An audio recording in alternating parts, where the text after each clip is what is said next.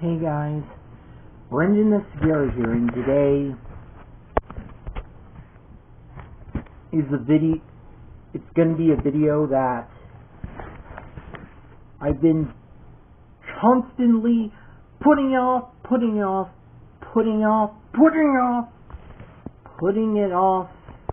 for a really long time, but because, of what the subject matter is being kind of a burden to me, I need to let it out of my chest. Today, well, I'm going to be doing a movie review, but it's not going to be a review in the traditional sense, but it's going to be more of a raw vlog style review. Today I'll be reviewing what is most definitely the worst movie I've ever seen, and I'll tell you why. And here's why.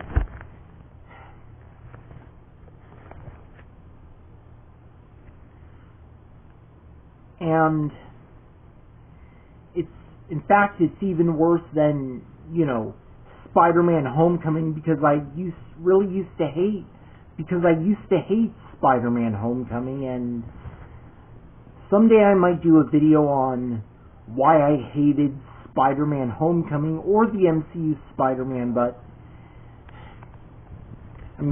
that's another topic. That's getting off topic. The movie I'll be reviewing today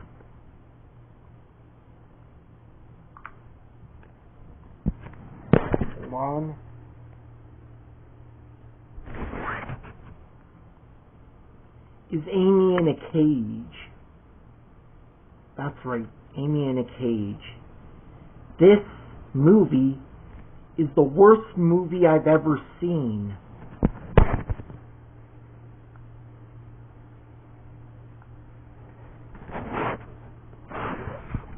And I'll tell you why.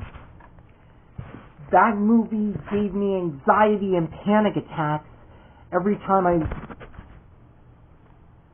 went to sleep after I watched it. And I know what you're thinking. What the hell is Amy in a Cage? Of course you never heard of it, because it's a very obscure movie. And it only saw a physical release, and it can also be seen on Tubi for free. But watch it at your own risk if you're autistic like me. Because this movie ruined me. This movie ruined my life. And this is one chapter of my life that I want to, finish.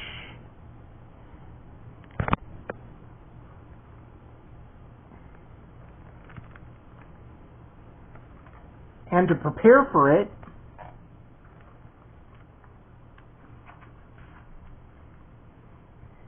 I've even wrote an entire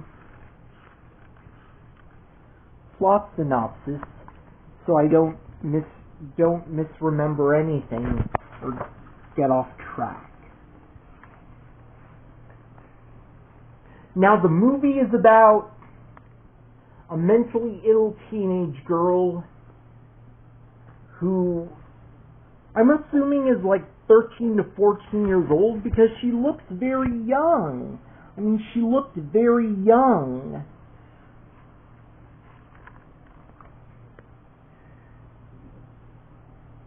And she lives in an apartment with her abusive grandmother and her neglectful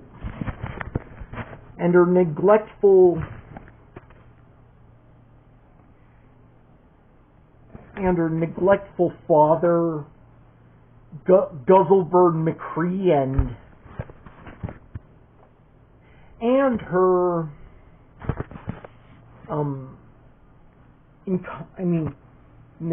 also just as neglectful and not very loving boyfriend Steve.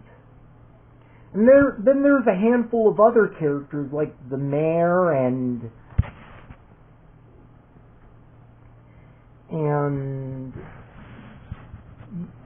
Caroline the tutor, played by Paz de la Huerta. I'm sorry if I'm butchering her name. I sadly don't know Spanish too well. I'm Filipino, not Mexican. And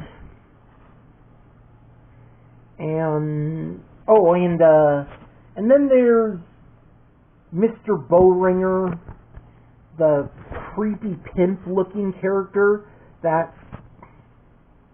who's played by Crispin Glover. You might recognize him. Yeah, you might recognize Crispin Glover.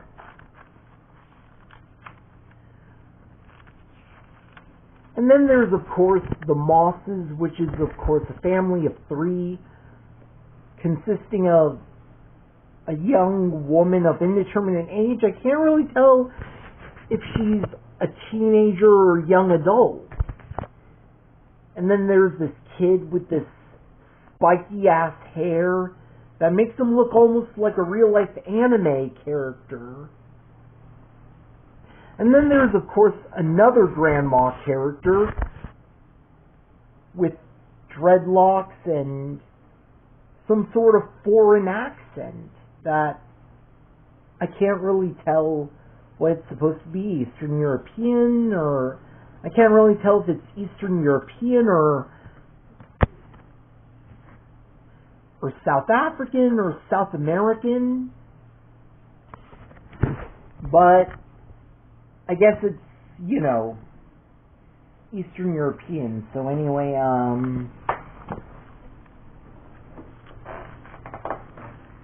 okay, and the movie, well, isn't very clear on whether or not Amy actually has mental illness or not. And the film's B plot is that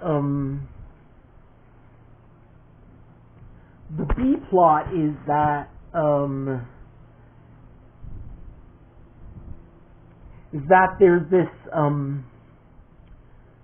this virus outside of Amy's universe called the Apollo Plague. And once I get into it, the Apollo Plague does sound familiar to a certain virus that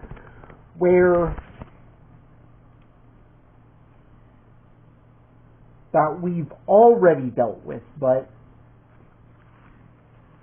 anyway,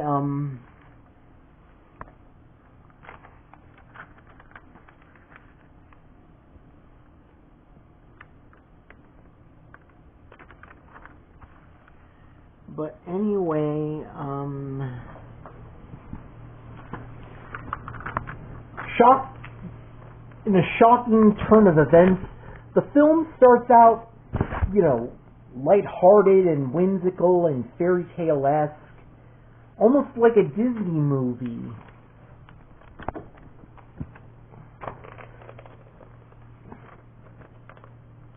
But however, it gets progressively worse and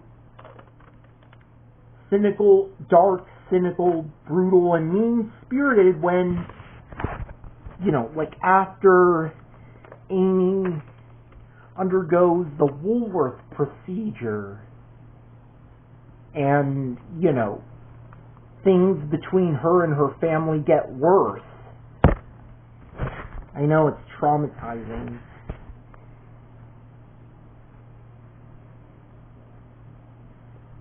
And it's also ridiculous because the Woolworth procedure is like this illegal medical procedure that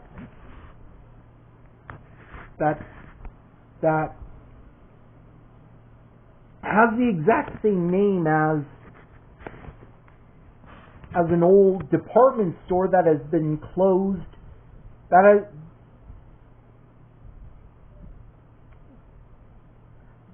that has been out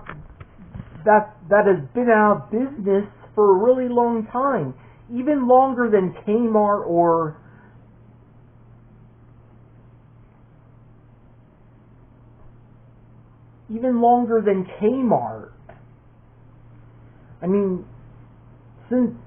can you imagine if we also had the Kmart procedure or the Montgomery Ward procedure?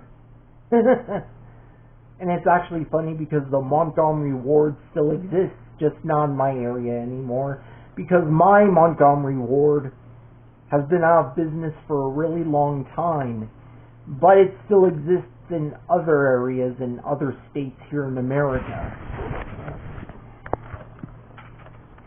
So anyway,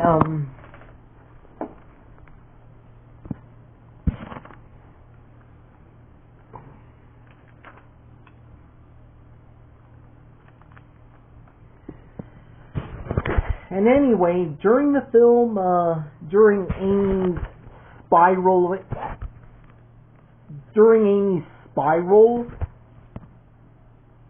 Amy's family starts gradually and defiling and defacing her room until there is nothing left but this painting of an alligator or a crocodile. And you know about those weird movies where they're usually weird, but they have a meaning behind them. Like, for example, Eraserhead. Eraserhead was a fucking weird film on the surface, but there's this powerful underlying message about the fertility and fragility of fatherhood. Whereas Amy in a Cage, as an autistic person, I can't really find any meaning behind it. I could kind of see what the alligator actually meant symbolically. I think it's supposed to represent Amy being like a wild animal that can't be tamed.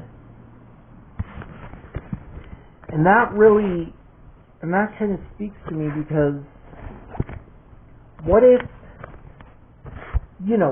Amy is autistic?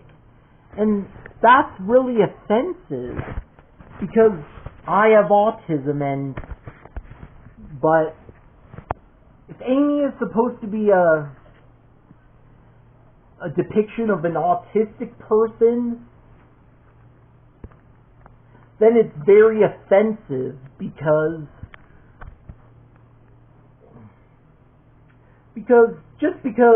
autistic people are a little different doesn't mean they're monsters. Autistic people are not monsters. And Amy is a monster.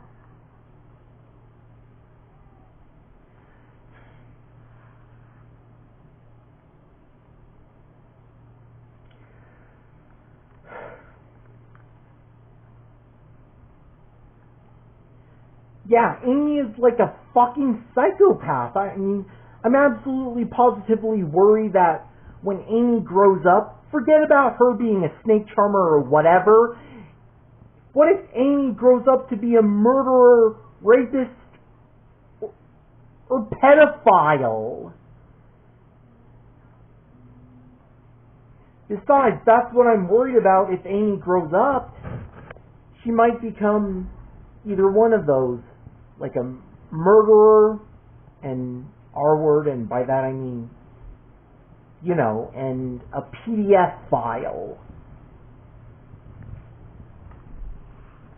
Sorry, and I would, but I'm just saying it, to make sure it's in context. And, okay, and,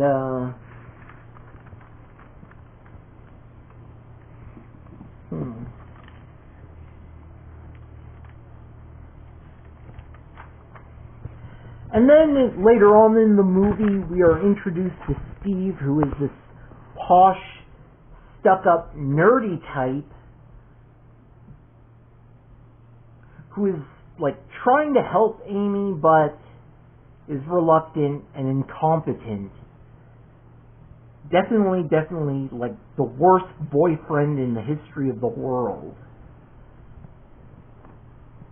For a lot of girls out there, can you imagine having a boyfriend like that? Especially if you're autistic like me. And I'm worried that, you know, if Amy is autistic, Amy is the worst portrayal of an autistic person ever. Because Amy is a fucking lunatic. She's crazy, a loony banter. Whereas, as an autistic person, I'm actually mentally sane and complete and utterly normal, but Amy is a freak.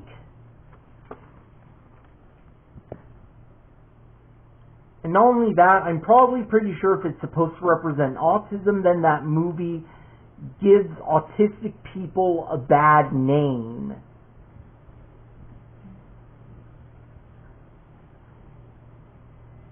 That's a big middle finger to a lot of autistic people, to everyone, I mean, to people who are coping with autism.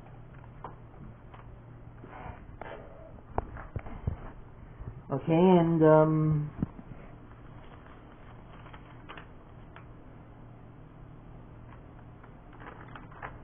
also Amy has this addiction to sweets and sugar, and even though the colorful tongue is actually pretty funny and random, and it would probably make it endearing and take the edge off it, but she also has rotten teeth. And during the dinner scene, we are introduced to Mr. Bowringer, played by none other than Crispin Glover. Well, he's in this movie, well, not a lot, but he plays this really creepy pimp character who's very, like, skeevy and shady, and kind of looks like the kind of guy who would be running in fear from the police, and definitely the kind of guy you wouldn't run into in the dark alley at 3 a.m.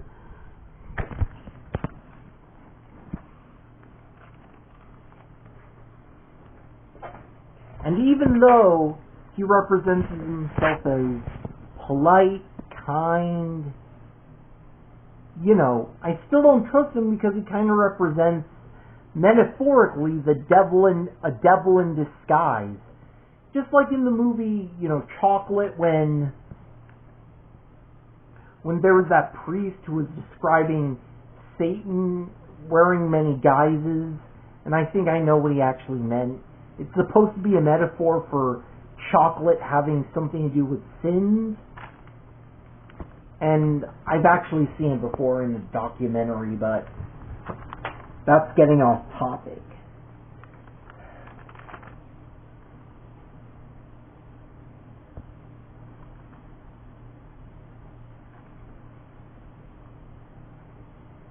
Okay, and then we have... Okay, and about the character Amy, seeing as she's the main protagonist and she's suffering from mental illness,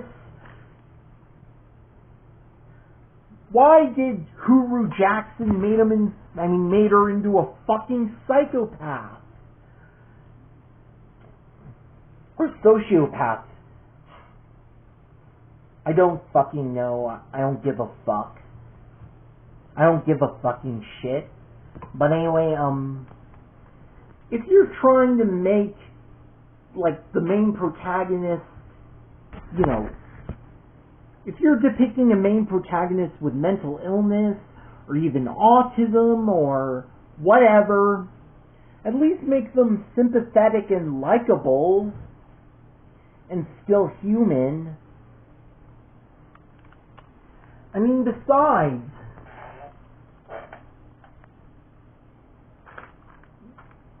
it was pretty fucking obvious that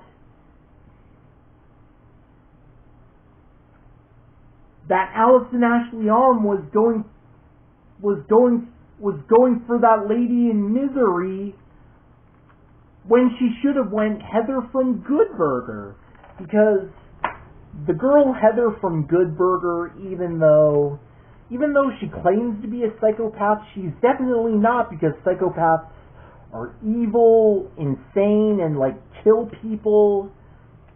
Whereas Heather is way too nice and sweet. So she's actually more of a mentally ill girl with a heart of gold rather than a scary psychopath.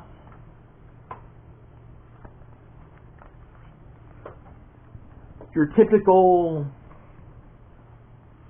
freak in a straitjacket.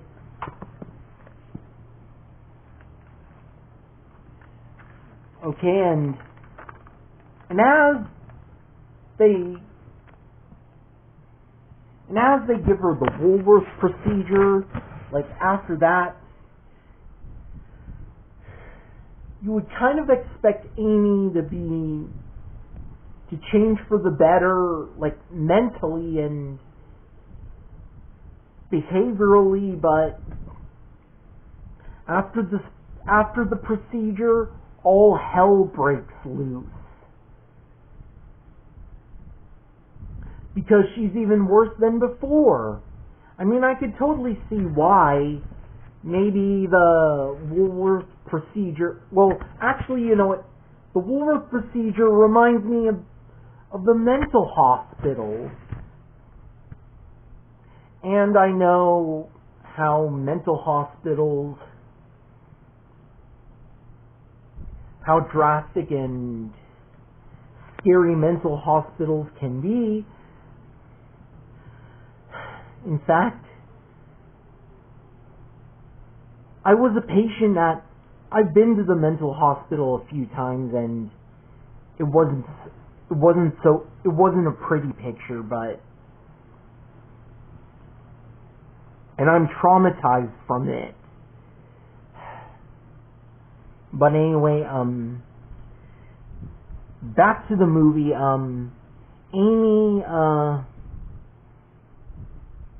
Amy is acting like even worse than before, and not only that, let's get into the characters. In the movie, there are no likable characters because not only Amy isn't a likable protagonist, she's definitely not a hero, she's definitely a villain. Well, a protagonist villain. In fact, she's even more evil than Princess Bubblegum from Adventure Time, so that it makes Princess Bubblegum look innocent, like a Disney princess. Whereas Amy is the true evil incarnate.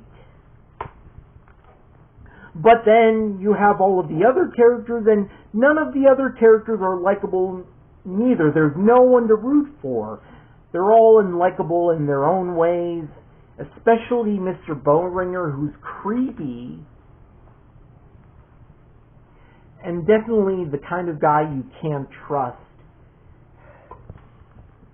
And anyway,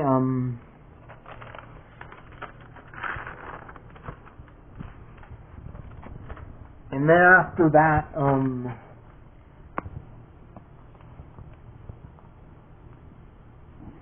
and then after the dinner party gone bad,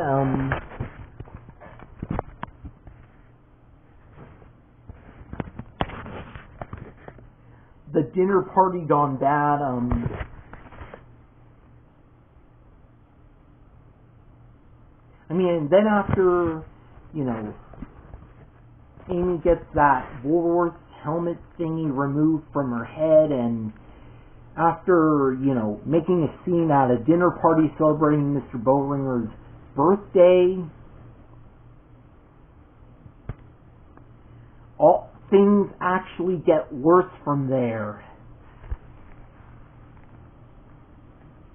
Amy is more violent and sociopathic.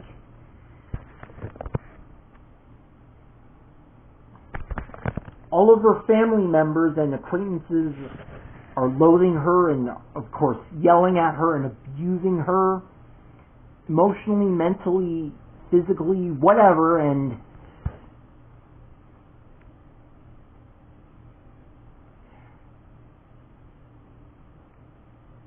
not only that, they're even bullying each other, yelling at each other, quarreling. I even remember that one scene where Grandma Moss and Kelly are arguing over apricots. And also I even remember a scene where Kelly is lecturing Amy and she mentions something about Swiss cake rolls, and after that I'm actually kind of traumatized by not only that movie, but I'm also scared of Swiss cake rolls. That, every time I go shopping and if I go to the snack cake section, if I ever see some goddamn Little Debbie Swiss cake rolls, I'm seriously going to walk away as fast as I can from them, because, if I see a bunch of them, I'm going to scream and flip out. I'm going to stomp and scream and bang my head on the floor until my ears bleed, until blood pours out of my ears because of how much that movie scarred me. But if I end up seeing Twinkies or Snowballs, cinnamon rolls, whatever, I wouldn't be frightened. In fact, I enjoy them. But Swiss cake rolls, sorry, no. Nope. Not gonna happen.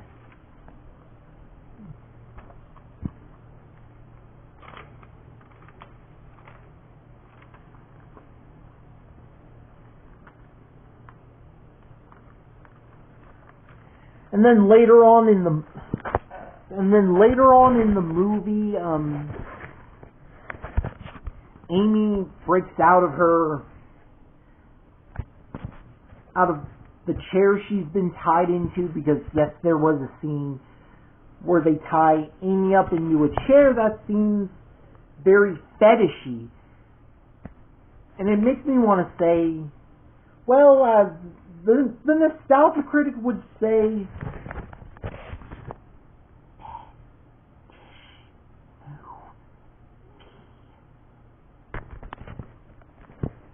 I'm sorry, nostalgia critic reference. And the reason why I say it's a fetish thing is because Amy is not only tied up in a very S&M fashion, but she also gets spanked, which also screams S&M. And I think there's also a scene where Kelly is wearing latex gloves. I could be wrong. Well, any of you who watched Amy in a Cage, correct me if I'm wrong, if I misremember anything.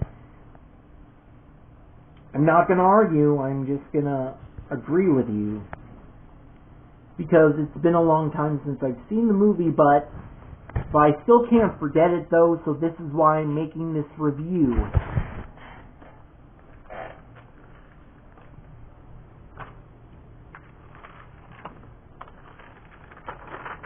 But later on, Amy breaks out of the chair she's been tied up into, and during that scene, Mr. Bowringer is getting Amy's grandma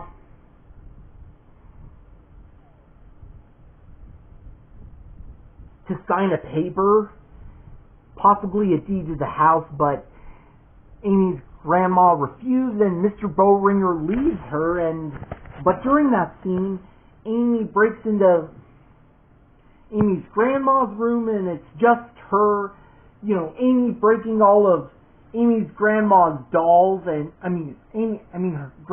all of her grandma's creepy ass dolls, and smashing them, smashing them, and then screaming. Meaning she's gone complete and utterly insane, and she's having an even greater freak out ever than Stephen Quire. No offense to you, Stephen. Please don't freak out on me. Well, Stephen and Jack, if you're watching this,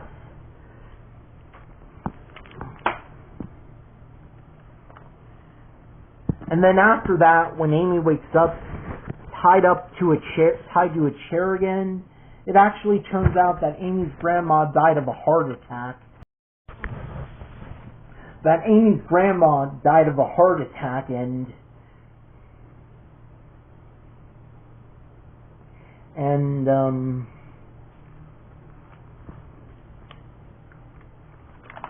And everyone hates her now, and Steve is calling her a monster and a murderer.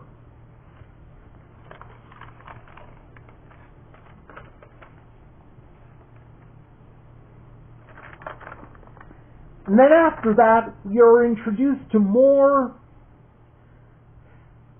violent and crazy shit.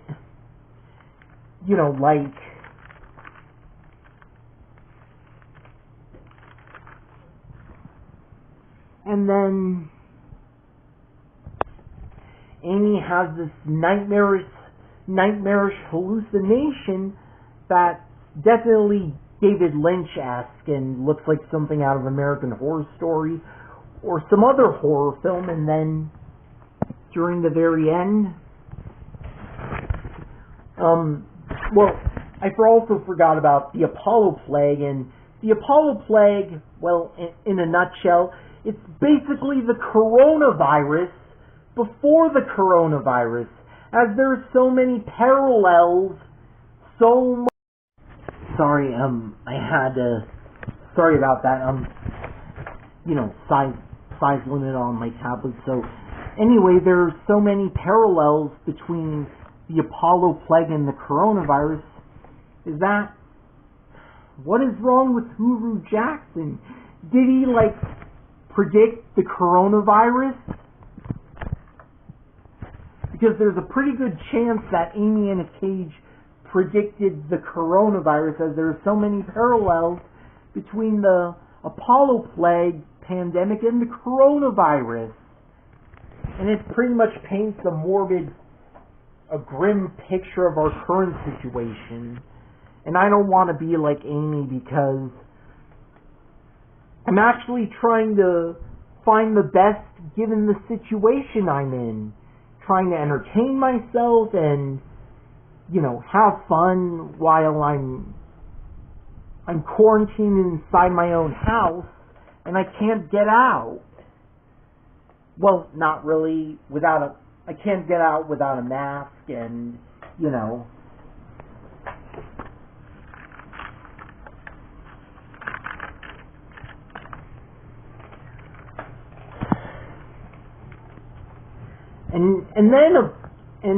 And then there's of course the big climax when it's only Amy, Steve, and Kelly, and as it turns out, Kelly is pregnant, and then there's of course another iconic scene where where Steve and Kelly are harassing Amy once again, saying you have to go in the most evil way possible. It's like something ripped straight out of, I don't know, The Wicker Man or something. And The Wicker Man, that movie, also traumatized me. And I don't mean the original, I mean the 2006 remake starring Nicolas Cage.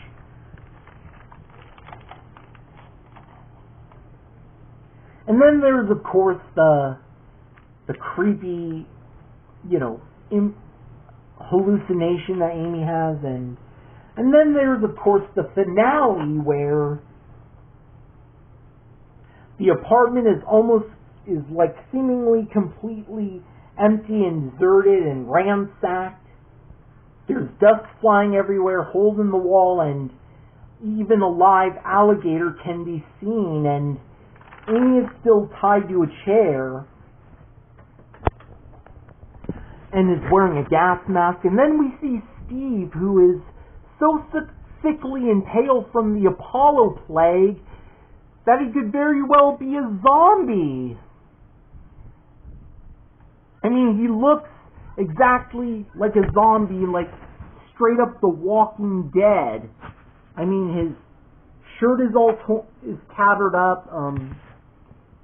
There's blood there's blood on his face, and his skin is pale. His hair is all messy. He literally looks like a zombie. And then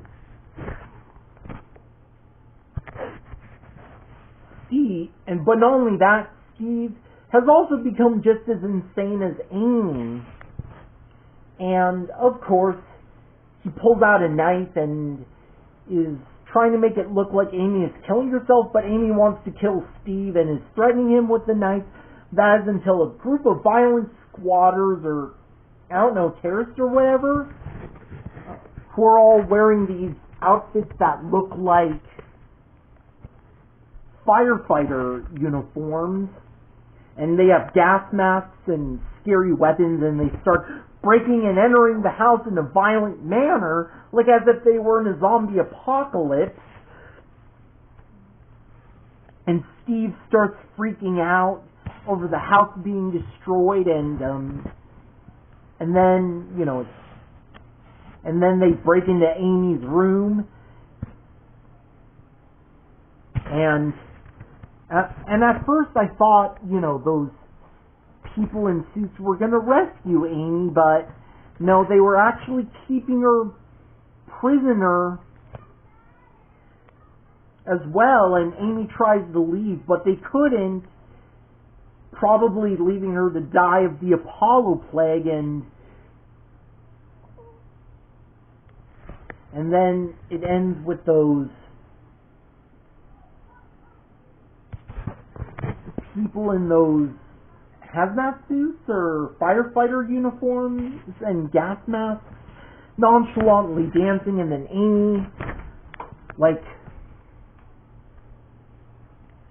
collapses and faints from her chair, unconscious. And then there's, of course, a mid-credit scene where we see Amy in her room again, only this time the big scary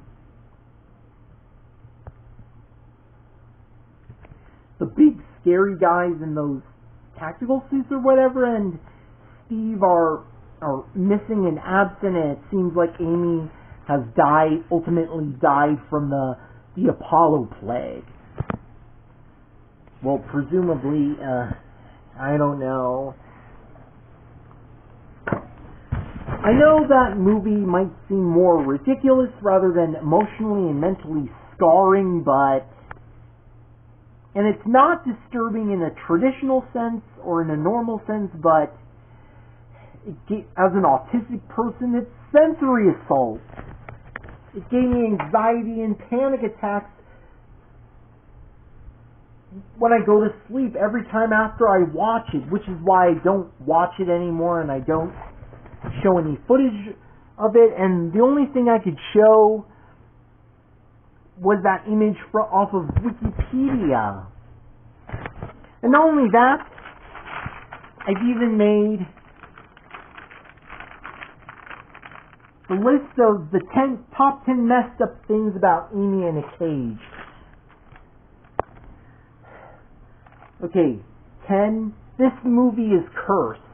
Literally, I mean, after I've watched this movie, I've gained I've hit a string of bad luck and some various other problems with my family members and other stuff that I feel horrible about it, and I feel like whatever's happening to Amy is rubbing off on me and my family. 9, I can't tell if Amy is mentally ill or what type of mental illness she has. I mean, if she's autistic, then I'm deeply offended. People with autism are not monsters. I mean, not in a figurative sense like Amy. I'm autistic, but I'm not like that. 8, the main protagonist, Amy, is unlikable as hell. I mean, seriously, she's the most unlikable protagonist ever. She's not sympathetic or nice or caring or heroic. And then there's, of course, 7, very uncomfortable amounts of child abuse. Specifically, Amy getting abused because, Amy, appears to be a very young and small teenage girl. She looks very young, probably about, 13, 14, 15 years old. I mean, she looks very young. 6, there are no likable characters, and I never, ever want to see them again. They scare me, and they're the most sad, unlikable, unhappy people, miserable, unhappy people that you never want to see again.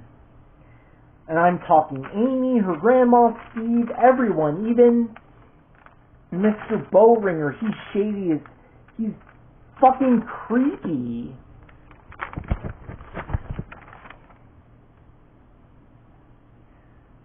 5, there practically is no story. I mean, when Animax Reviews did Where the Dead Go to Die, it had no story at all, but just, disturbing imagery that's meant to be there for shock value, or it makes no sense. But Amy in a Cage kind of does have a story, but it's not comprehensible.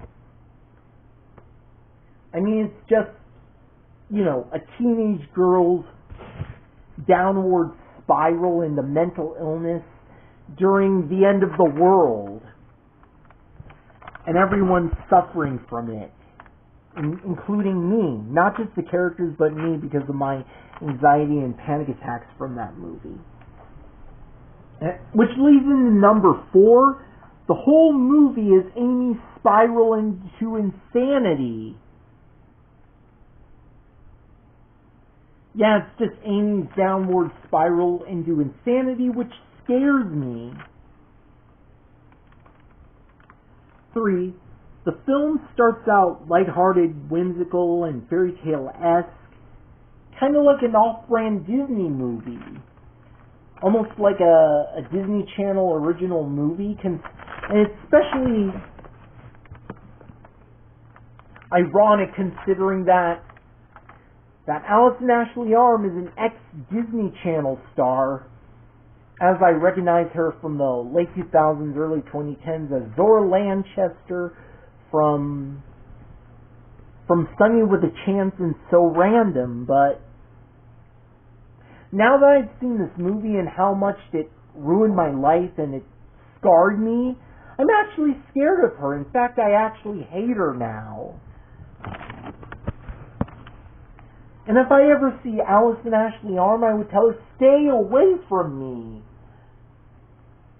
Because of Amy in a Cage, and I would probably run away from her because of that movie. And yes, it starts out lighthearted, whimsical, and fairy tale-esque, but it soon turns dark, twisted, obscene, brutal, and mean-spirited. halfway through, after like Amy undergoes the Woolworth procedure and it escalates.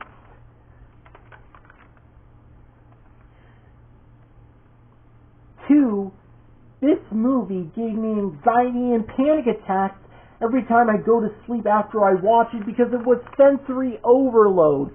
I mean, parts of it did have a comprehensible plot, but the other parts of it had this mishmash of psychedelic imagery and loud noises and music, and it gave me anxiety and panic attacks every time I go to sleep after I watched it. And I could totally see why. It's because I have autism, and that was my reaction to it. So if you're autistic, please do not watch this movie. You will regret it with your life. I mean, for the rest of your life. And it won't make your autism better. It'll make it worse. And number one, Amy in a Cage predicted the coronavirus, as there are so many parallels between the Apollo plague and the coronavirus. And let's not forget that Amy in a Cage came out back in 2015, back when the coronavirus doesn't exist, and when everyone was out and about and no one was wearing a mask. But now, watching the movie and seeing my current situation, it leaves a sour taste in my mouth. And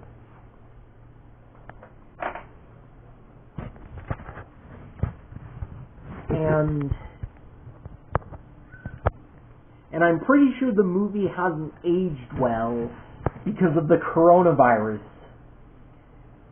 and the parallels between that and, of course, the Apollo plague.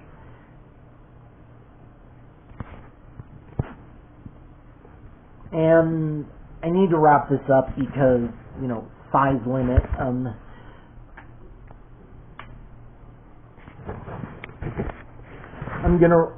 While the acting is good,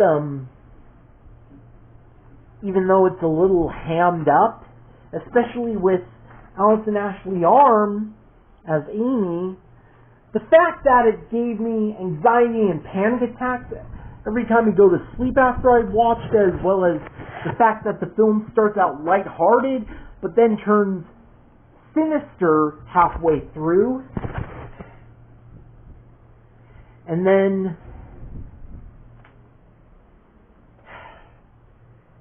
God damn it, I hate this movie. It ruined my life. This is legitimately the worst movie ever. It's even worse than, Waterworld.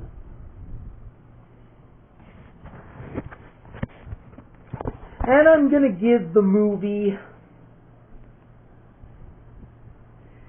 a 0 out of 10.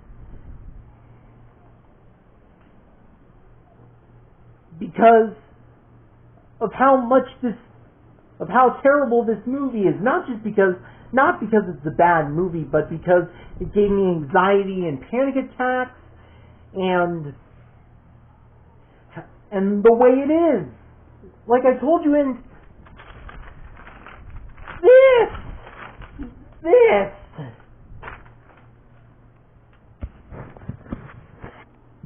And not only that, this isn't just a review. One, this is a warning. Never watch Amy in a Cage. I mean, if you see it on Tubi, avoid it like the Apollo plague or the coronavirus. If you have a copy of it on your laptop or on your tablet downloaded, delete it, put it in the trash, empty the trash, erase all your data on your laptop or tablet or computer or whatever, and get whatever antivirus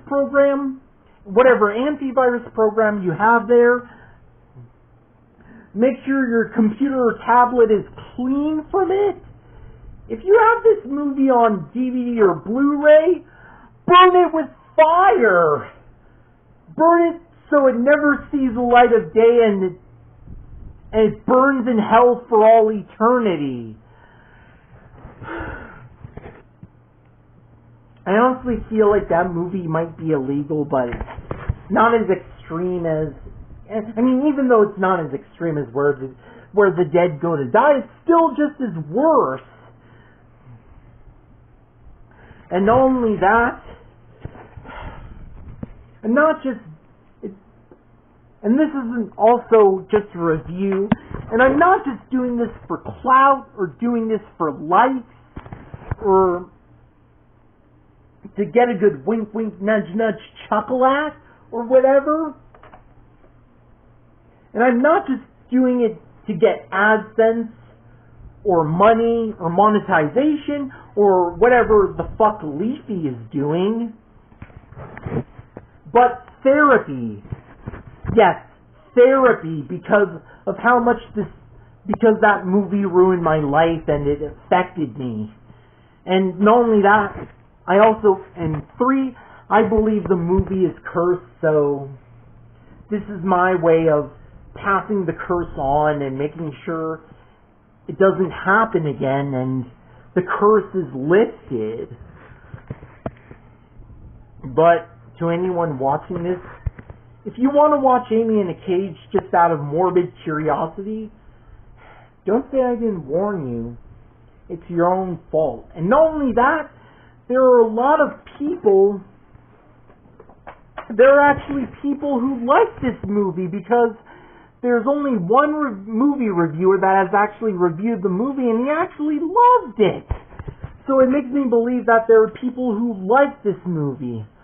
And even though I'm the kind of guy who is overall a nice guy and lets bygones be bygones, besides, I've actually kind of grown and matured and changed after my own opinions on Spider-Man Homecoming and other MCU Spider-Man films. Besides, Spider-Man No Way Home kind of fixed the MCU Spider-Man, and I'm actually kind of excited for Brand New Day. But anyway,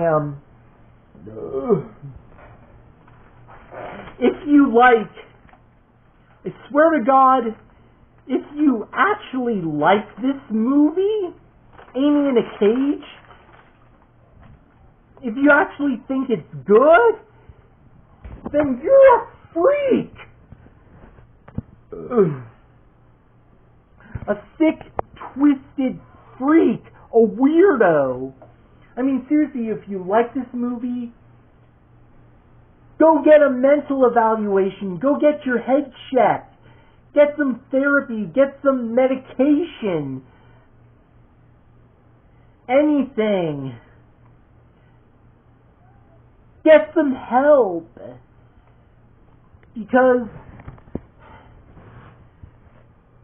of how disturbing the movie is and how it predicted the coronavirus and how it gave me anxiety and panic attacks. And not only that, it villainized the potentially autistic girl and paints an autistic person as the villain. Seriously, get some help. But I will sympathize with you though, because of how unique the movie is and the fact that it features Kristen Glover and it's very obscure and all that, and it's supposed to be an art film, but it's not art. It's sensory assault. It's perverted. Especially when you look at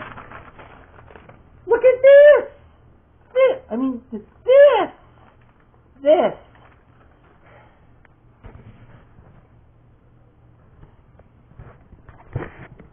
Okay, and I think I need to wrap this up.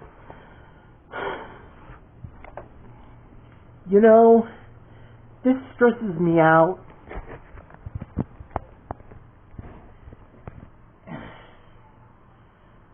I hate Amy in a Cage. It ruined my life. So, and because I made this review, from now on I'm gonna move on from it and then act like, you know, the movie doesn't exist, and act like, and forget I ever saw this movie, and probably go back to what makes to my own standards of what makes a horror movie scary, like whatever we got from Lionsgate or New Line Cinema, like maybe Interview with the Vampire or Creepshow,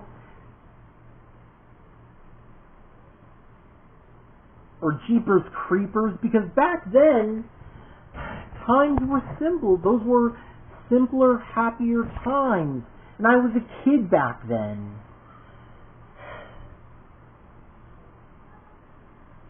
Anyway, okay, so yeah, there you go. That was a mouthful, and okay, so that was Amy in a Cage. And now, in more happier news, well, there's this, you know, game that,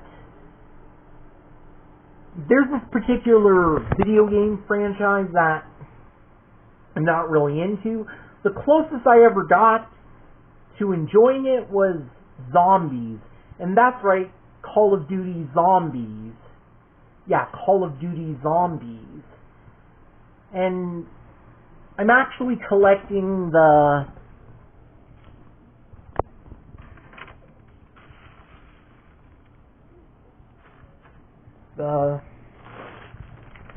Mega Bloks figures of Call of Duty, and I'm trying to get all of the soldiers and all of the zombies as well as some sets, you know, because they're pretty cool, and I'm also trying to get my PS4 hooked up again so I could play both Call of Duty Zombies and of course Spider-Man PS4 again, because I love Spider-Man PS4. It's awesome. And it even has the amazing Spider-Man one-suit in it. So I could finally enjoy it. And not only that, the next movie review will most definitely be different from Amy in a Cage, because it's a review of another movie that is pretty bad, but it's made by a complete and utterly well-known and popular movie studio, that being Universal. That movie is Waterworld, and I'll be happy to review it. Because even though it's a bad movie, it's a pretty bad movie. I could definitely see it as a so bad it's good because of its legacy. So definitely a nice, neat little thing to cleanse my palate of Amy in a Cage. And there's also a bunch of other films on Tubi I'd recommend to cleanse your palate of Amy in a Cage from, like Monster Force Zero, Creature, Dragon Wars, and a bunch of other films, but I'd recommend Monster Force Zero because Monster Force Zero is awesome. But anyway, I think this wraps up the video, and you know, because I don't have much space left, this has been Brendan Esguerra signing off. Peace out, home dogs. This has been Brendan Esguerra signing off. Peace. Okay, and don't forget to please like, comment, and subscribe to my channel so that my new Goosebumps fan series will happen. And I'll be happy to put an update on it. So, until then, have an awesome day and I hope you like it. Peace!